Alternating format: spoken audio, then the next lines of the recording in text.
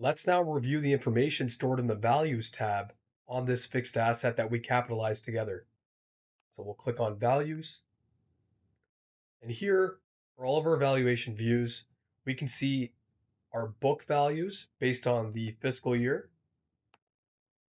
This includes our opening balance, our acquisition and depreciation, our posted acquisition cost, our to be posted depreciation, and our closing balance.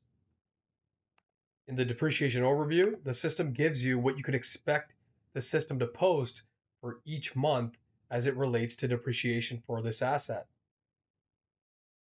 If we head over to journal, you can see any journal entries that were automatic or manual related to this fixed asset in one simplified view. The more you post to this fixed asset, the more entries you'll see here under journal. So far, it's our acquisition entry that's available to us because we procured this asset on a supplier invoice.